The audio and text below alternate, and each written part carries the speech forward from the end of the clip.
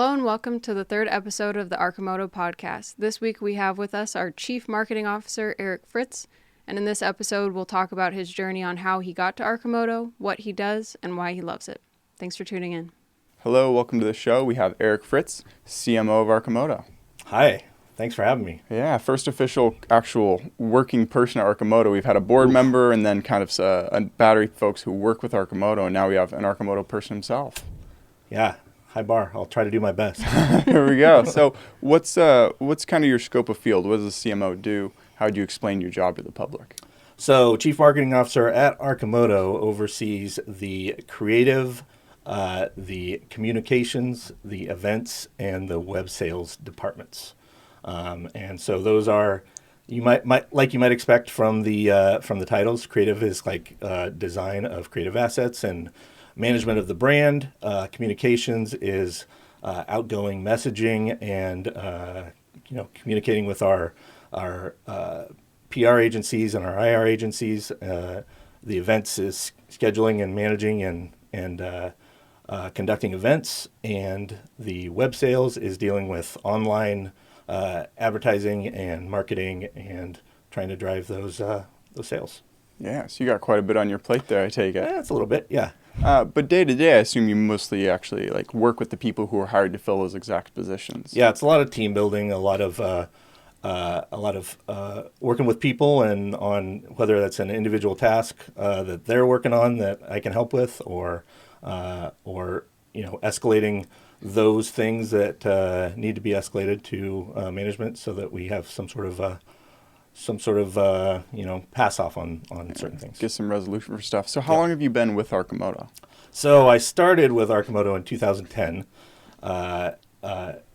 Quite a while ago. Over a decade. Wow. I worked here until 2013, and at that point, we still like to say we're a startup, but at that point we were really a startup, and we had gone through some rounds of fundraising and some rounds of layoffs, and there was a point where product was still in development, and we needed as many people cranking on that as we could, and the marketing was less important as we did not have a finished product yet. So I just took some time off and said, hey, when you finish the product, I'd be happy to come back. And lucky for me, they invited me back when they finished the product. So straight from 2010 to 2013, you were already CMO of Arcamoto. Well, no, we didn't really have those kinds of titles back then. I think my title was marketing guy, or something like that.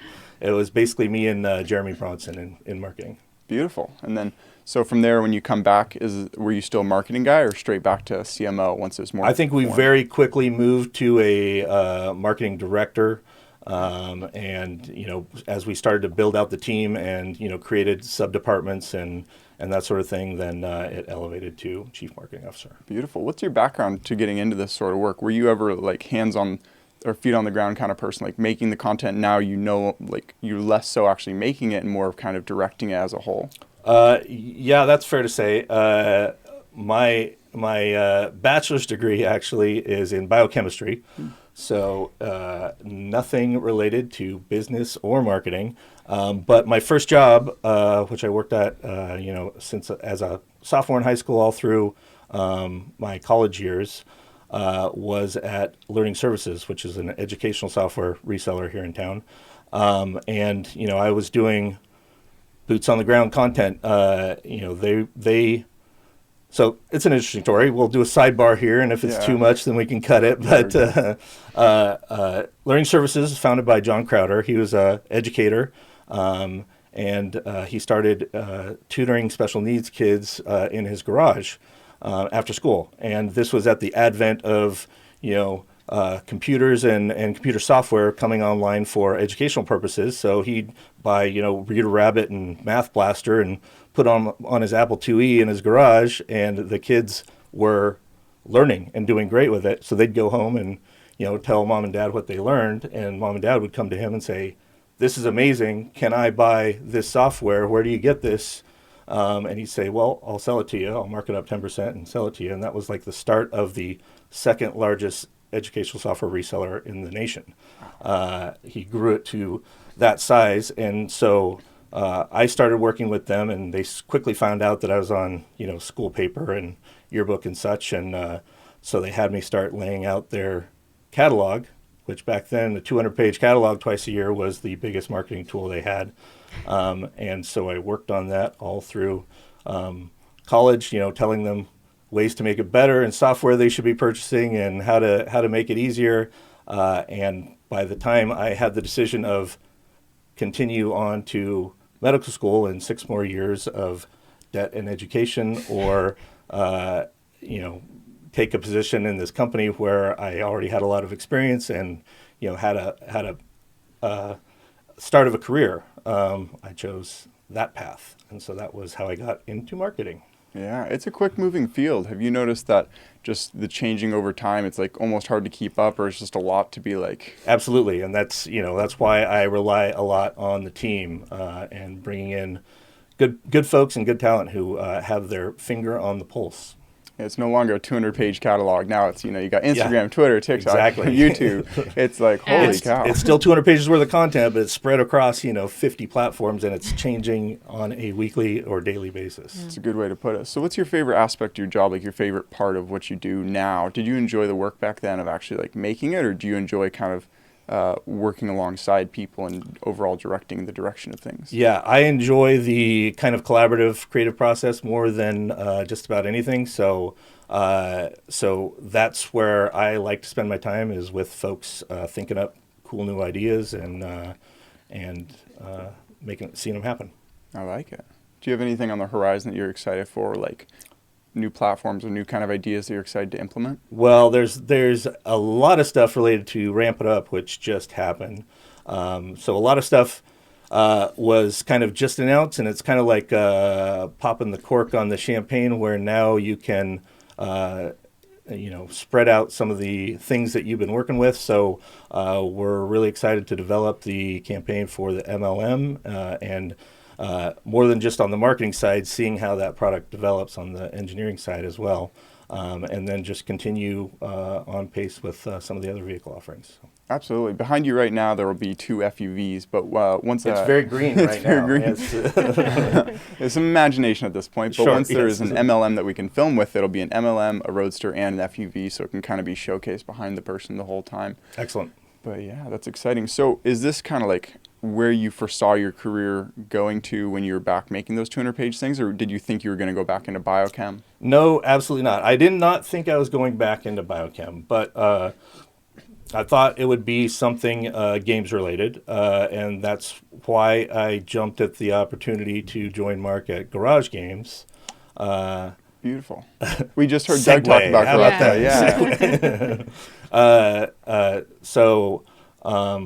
Yeah, I'm a longtime gamer, board games, video games, anything. Big fan. When as Garage Games started getting a larger organization and needed more help, Mark invited me. At that time, I was living in Seattle, but he invited me to come back down and help him out on that project, and I said absolutely. So that's kind of where I thought the career path was going. Mark probably thought the same thing at that time, but here we are in automotive. Yeah, and so speaking with Doug, we're going to be re-recording his episode, so it'll come out in a handful. He mentioned that he was actually still at Garage Games once Arcamoto had started. Did you make the immediate hop to Arcamoto from Garage Games, or were you was not delayed? Immediate, but I had stopped working for Garage Games for I don't know, it was about 6 months to a year before I hopped on board at Arcimoto. Right. And so that whole time you kind of mentioned that Mark brought you into Garage Games. When did you meet Mark? Did you know him before you actually worked with him? We actually shared a womb. We're twins. Lynn is my mother. No. But it's quite a ways back. Middle school. Oh, wow. Roosevelt Middle School here in Eugene. I would not have guessed that. Cliff Volpe, who will also eventually be on the show, he is also one of your kind of cohort in that field. He was a year ahead of us, yes. How many folks who were all in that cohort? It's actually everyone except you two is from South Eugene High School. No. There we go. We're north. I mean, over the years, we've certainly had other alum. I'm trying to think. I better say nothing, because if I don't remember someone, then they're going to come up to me later and say, "Yo, I was at South. What happened?" I sat behind you in Yeah, Spanish right, class. exactly. But I don't think. Again, I'm just saying nothing. Yeah, okay. I can respect that. And so, Chief. But sorry to interrupt. No. But I think there might have been something in the water, because there's a lot of 92 grads that have gone on to do some amazing things. One of the principals at WeWork was a 92 grad, and there's some folks up in Portland doing some amazing stuff. And so with all this amazing stuff going on in the world, and it sounds like with your previous jobs, you were there for a couple of years, handful of years, and you swapped. What keeps you pegged to Arcamoto and loving it and working on this as your primary focus in life? Well, I mean, there are several things. I believe in the product. I believe in the mission. I believe in the company and the people that are in it. It's been amazing to see it grow and still retain that kind of kernel of innovation and just passion, and everyone there is just super cool to work with and makes coming to work easy. That's got to be a joy to have your horizon be stable of still being at the same place, rather than like a lot of people at jobs are kind of constantly looking for the next thing to move to. But what does that look like when you're at the top of a chain? It's like the only thing you jump to is CMO at maybe potentially another company. But if you love this company, it's like that's a lot of stability in life. Ride or die, man. Ride or die. Love it. So day to day, what for people listening who are most likely never a CMO or have ever been a CMO, maybe have interest in it, what does your day to day look like in terms of what do you do that helps Arcamoto achieve its vision? So a lot of meetings. Kind of unfortunately, but it's the world we live in. But we are, kind of structuring that better so that we have, those who work with us have access to us, but we also have time set off for top level strategy and planning. So there's some level of meetings throughout the mornings, and then I try to segregate the afternoons so that I have some time to spend with each of the teams working on the stuff that they're working on. Okay, so mornings you listen to the other C-suite, maybe the board of directors say, here's the goals, and then you kind of translate that to the rest of the team. Generally, yes. Big communicator. Well, yeah. That's beautiful. And so in the world of marketing, because it's kind of abstract, like do you have a specific part that you think is either the most important or your favorite to work on? Because I mean, you could consider anything from just like actual outreach of like messaging people to sending flyers to digital. Do you have like kind of a gravitation toward one form of marketing? In general, in the world we live in, I feel that online marketing is probably the most important, platform.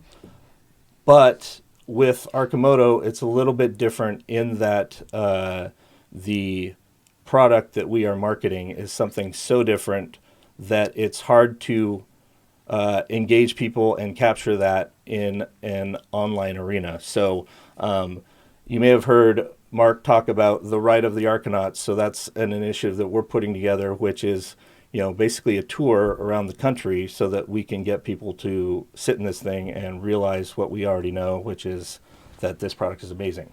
But really you need that butts in seats effect in order to get the results that we're looking for. I'll take the shirt off to rep the actual ride. Oh, there you go. You're wearing the shirt. I'm Perfect. wearing the shirt. We were part of that first thing.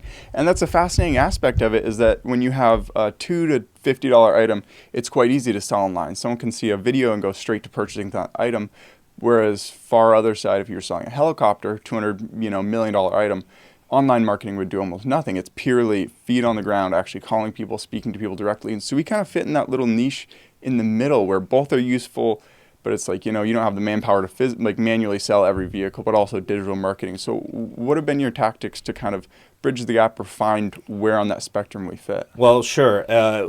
Really, we haven't really had the means to pursue kind of either route as effectively as we would have wanted up until very recently. So we're definitely bolstering effort on both sides. But from up until very recently, it was all just small team, going to events where possible. Trying to make the most out of those events in that, setting up meetings or pop-ups or customer outreach while doing those events, which is really Roto when it comes down to it. It's just putting, a little bit more effort and planning and dollars behind it. Yeah, butts and seats is literally the best salesperson. People kind of sell themselves on the vehicle once they get the chance to use it, which is one of the kind of restraints that you have being in a couple states and you don't have a vehicle there for everyone who wants to try it. Right. So do you see Roto as a good bridge for that gap of, people see it and then they're like, you can't be completely sold on something until you actually try it out yourself. It's true. And I think, beyond Roto, just our events team in general is really kind of picking up the ball and running with it this year. We have more events scheduled than ever before, and those should be up on the website very soon if they're not yet. And then we will, have a Roto tour that goes from event to event and kind of spreads the word beyond Beautiful. that. Do you ever see yourself being part of it? I'll get back on the road here too. I was a road warrior for a long time for Arcamoto, so got a little burnt out on it early on, but I'll get back out there for sure. What are those early days? So it wasn't even called Roto back then. It was like Vision Quest or whatever it was. Sure. Well, so in June of 2010, I think in July, so a month after I started, we were on the road down to the Bay Area, Santa Clara. There was a plug-in hybrid EV show that we were showing at, and we were showing prototype 3, the Pulse, which I don't know if you've seen in person, but it was basically a Yaris cut in half and then glued back together. It was the one that had the most automotive styling, but it was a beast. It was a little bit overweight. It needed to go on a diet, and it was a little sluggish. Didn't have the latest and greatest technology in it, but we got down there and we had meetings along the way, and we got down there, and then Mark was like, all right, good luck. And so I did that show by myself a month in, talking as much as I knew about the product, which was very little, Being only there a month. yeah. So that was kind of a trial by fire, but that was very early days. The middle early days were, just a lot of going to these shows with more support and more knowledge of the product and an easier one to cart around. But we also got some support early on from Nathan Fillion, and those were some of the fun trips, getting down to LA and kind of showing it off to the Cool Kids Actor Club. Yeah, and then a little bit later on, Mark Wahlberg as well. Yes. Who knows who will be next? Potentially Shaq. Who knows? Yeah, It'll right? be fun to see which celebrities eventually are in pubs. And so when you're at events talking to people in person, how do you pitch it as the vehicle forever? Like, we just got a social media comment today where it's like, oh, I could go grab donuts in my truck. I'm like, yeah, but like 90% of drives are 1 to 2 people going a short distance. It's like, do you pitch it as kind of people's sole car replacement, or like how do you think the FUV best fits into modern transportation? Yeah. So, great question, and that puzzle, like how to convince people of something they already know, is another one of the things that kind of drew me to this. Is the right sizing of transportation is more interesting to me than the electrification. Both are necessary, but that's people are already solving the electrification, doing it well, right? The right sizing, no one seems to be addressing very, very well. So that's definitely where I enjoy that, the sandbox I enjoy playing in. But to answer your question, at shows, I find that many times when you're showing at like an auto show, you'll be in some sort of EV section, and the people that are coming towards you and looking at the thing kind of already get it. But there are a few of those that you have to have a conversation with, and if it's not for them, it's not for them. I'm not kind of a hard pusher on Arcimoto. I just try to explain, and we do it with questions, like how how do you use your vehicle every day? What do? You take it to work? Oh, how far is work? How many miles do you drive? Oh, do you have a family? Do you take the family out every day, or is it, just on the weekends? And you just ask those questions, and you get people to realize, oh, this would handle most of the things that I do on a daily basis. It does just take a little bit of thinking, and people kind of sell themselves on where it fit into their own lives. And so when you're at a place where you are kind of like potentially pushing it, what do you think are the strong points? Like, I personally, just being in a part of the marketing and media department, I figure the $2 to charge for 100 miles is a massive selling point. And then rather than necessarily as an alternative to cars, an alternative to motorcycles for people who have a wife and then they recently had a kid and motorcycles a little bit too dangerous. It's like, it's hard to dispute that it's more useful and safer than a motorcycle. And for people who are kind of looking for a transition from a car, it's less expensive, especially with, everyone in the news right now is gas prices. Yeah. So those are definitely two angles, and that kind of fits into, demographics and whether you're able to gauge your audience as they're coming in, or a specific audience that you're going to talk to. Like if you're going to the Tesla Owners Association, they're already bought into, efficiency and sustainability and electrification. Whereas if you're going to Daytona Bike Week, that you're talking to motorcyclists, and you can kind of tailor the presentation that way. But certainly those are good points. I think just the big picture of the whole thing is the best selling point. It's like, we need to do this. It's fairly obvious, that large gas guzzling automobiles are ruining our climate and our roads and our peace of mind and everything. So. Yeah, making life harder for bicyclists, having bigger vehicles every year. So like right-sizing mobility, it would be beautiful if there was ever like maybe a pilot venture of a small town who started making the roads smaller, only for, it doesn't even have to be a three-wheel EV, but an EV that has a smaller footprint to allow for more bike room and foot traffic. That would, if you think about it, you'd also have to drive less distance because everything would be a little bit closer together with less street space, less parking. A revolutionary. I like it. Yeah. When are you going to start this utopia? Some towns in the world have all their electrical lines like underground, so it is possible for these initiatives to get started. It just takes kind of wide market adoption. So, like, not to be too forward-looking, but do you have like a date out in the future where you think like Arcimoto will be close to a household name? They're like some of these bigger revolutionary ideas may be possible. Obviously, it's a long roadway with the ramp opening and 50,000 vehicles, potentially the capability of that many being made a year. We're at the tipping point where we're heading in that direction rather than thinking small scale. I'm going to sell to one person. It's like everyone knows, and it's just, I'm not going to put a date on it, but I can say it's getting closer. Like if you had asked me in 2012, I would have said we were already been here, but yeah, everything's a little bit further out than we anticipate. It's beautiful. It's an interesting show, kind of changing, because normally it's third cameras with all of us. We're trying to kind of incorporate everyone.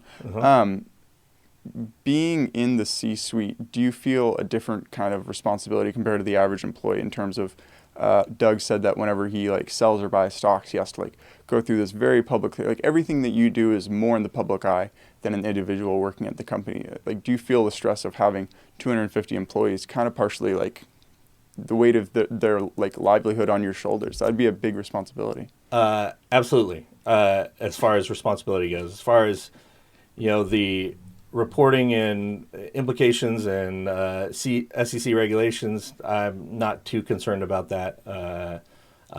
Again, ride or die, I'll just hang on to it forever, and eventually it'll go to infinity or go to nothing, right? Yeah. Isn't that how stocks work?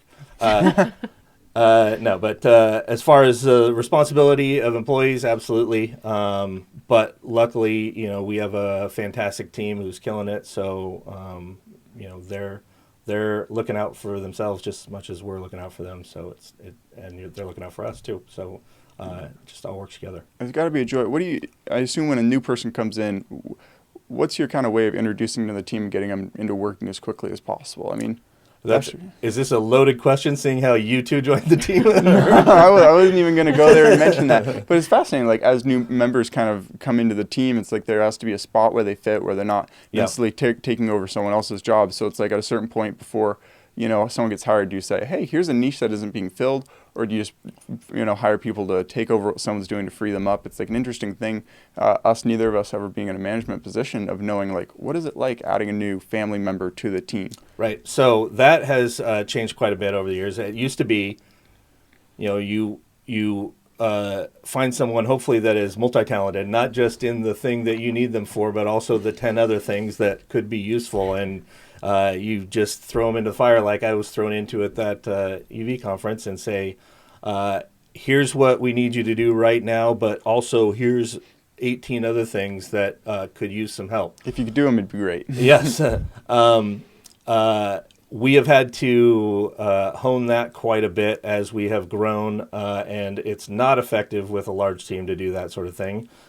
So now we identify areas that need expertise, and we hire someone specifically for that job. And the onboarding is basically you come in, you are introduced to the team, you know who you're reporting to and who you're managing if you are managing anyone, and you know what your responsibilities are right away. So yeah, in that kind of monologue there, you explained how that's not how you used to do it. What's the transition been like going from a small company of under 100 people to now well over a couple hundred people? Like that must have been a massive transition for someone in your role. It certainly was. And also going from, our little shop on Blair to the AMP, and now soon to the ramp, just going from tiny space to larger space to many buildings to huge space, and with the organization too.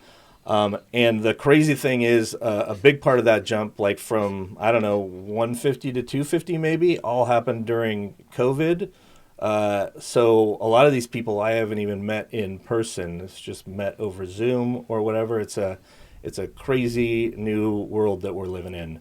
But certainly the level of knowledge over all parts of the company has changed quite a bit. But that's just the transition is you learn to rely more on your coworkers, that, they've got that thing covered. I can clear the memory banks for that one and save room for something else. Is it an interesting experience? Because sometimes you get like emotionally attached to covering a specific part of the company. Oh, yeah, sure. Yeah. Early on, sales was under marketing, sales such as there were, but, we've certainly grown that effort over time, particularly on the commercial side and our fleet offerings. And so it was a little painful at first, kind of divesting myself of those responsibilities, but it was good overall. So as CMO, you don't oversee the sales team? No, we do still have web sales under us, but there I could foresee a transition where that moves as well, and we're just pure marketing and not handling the sales that come in just over the. And so what's the differentiation between sales and marketing? Like, is marketing just brand awareness, or is marketing brand awareness with the goal of sales? Like, it's interesting how you judge all these metrics compared to how many people read that 200-page paper back in 2010 or whenever that was, compared to now when it's like every site has its own way. Is it how many people go to the website, how many people buy it? It's like, that's a lot to kind of undertake. So do you enjoy the direction you're heading with purely more toward brand awareness? I do, and we've talked about this quite a bit. You can also differentiate by platform, and the different platforms can have different goals. You can focus brand building on one platform and use another for marketing that is designed to bring customers or potential customers in. Absolutely. And so if online sales were no longer a part of marketing, would ads, like ads that play on, that'd be a really weird transition between like, well, those are still media and marketing with the goal of sales. Would it kind of be split? I mean, do you have a lot of ventures that are you and another C-suite members kind of together venture, or is it very differentiated? Some things are kind of more collaborative, and some things are more kind of siloed a little bit. We're trying to break down some of the silos so that there's at least cross education among the company. I would say with advertising in particular, that would remain under marketing, but there would certainly be a lot of sales input there. Yeah. It's fascinating. We, as people who kind of feel a lot of the stuff on social media, it's fascinating getting, like, a lot of the sales don't go from people going straight to the website and buying it. They still want, closer to that helicopter, like an actual person talking to them. They message and say, hey, I own a rental center. Can I carry FUVs? Or, hey, I'm interested in buying one. I'm in this state. It's like, it really is kind of a mesh of sales and brand awareness. It's really hard to kind of figure out where that thin line is, which would fall in what department. So sales. Right. Well, even more so, even people that are going on ready to buy. When's the last time you bought a $20,000 vehicle online? Right? It's still a process. They want to learn more about it. So we have a lot of things out there that will teach them more about it, but a lot of them still want to talk to someone about it. And that's what we're trying to build up now, is the staff that can field a lot of those. And that's the question, is whether that is those are sales personnel, whether there's marketing personnel, whether there's a mix. So it's fascinating. So with that being said, and as we're wrapping up, do you have any kind of things on the horizon that you're like, kind of excited to start working on this venture in particular, maybe leaving this off my plate? Where are you currently at in your CMO, lifespan, and what are you excited about? Well, hopefully it's fairly early in my CMO lifespan. Hopefully I will continue to do this for some time. I think again, going back to ramp it up, and some of the things that Mark brought up, the MLM is a cool product that I'm ready to take the reins of and see what we can do with. We're excited to start marketing that as well. Not to cut you off, but it's like, no, you want to start making footage on a bike path and stuff, and it's like, well, FUVs can fit on a bike path, but it's like we'll get in trouble if we make footage there. So it's going to open up so many doors for such fun kind of content to be made now. That's like, hey, you've been marketing this one vehicle for a decade now. Yeah. Here's a brand new thing to start marketing. Yep, something new. Yeah, for sure. That's exciting. Are you purely going after like kind of the established electric bike market, or is that another split between the electric bike and the actual FUV? So FUVs between bikes and cars. Yep. And then is the because it's a slightly bigger footprint than a traditional electric bike. Like, do you see it fitting in its own niche, or kind of trying to come in and reestablish yourself in the existing niche? Well, I think micromobility definitely, as a its own category, fits in between the FUV and the bicycle.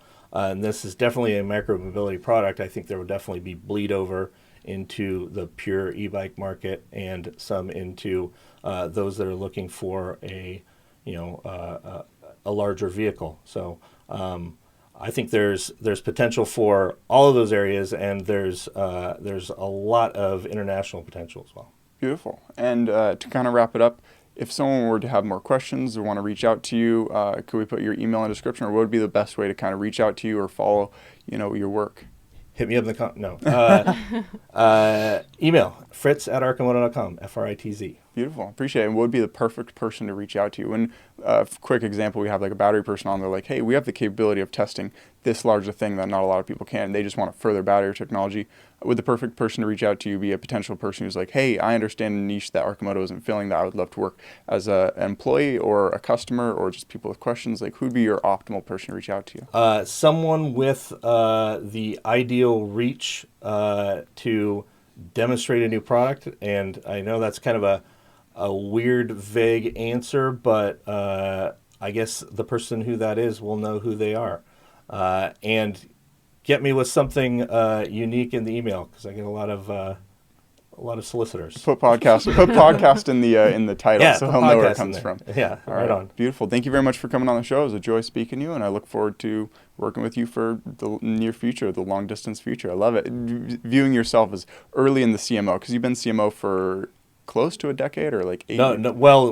No, it's been an evolution. The actual CMO title came in, I think, 2019, maybe. Oh, okay. So you're okay. My understanding is when you came back in 2013, it was kind of quick to that. I'm like, wow, being started on your journey for over 8 years would be a long. I mean, I've been doing the responsibilities that I'm doing now since then, since came back in 2016. But yeah. Title changes are important. Yeah, Subtle differences. Well, thank you very much for speaking with me and enlightening people with what a CMO does, what the CMO of Arcamoto does, and I look forward to having you back on again in a couple months. Right on. Thank you both. All right, take care. Bye-bye.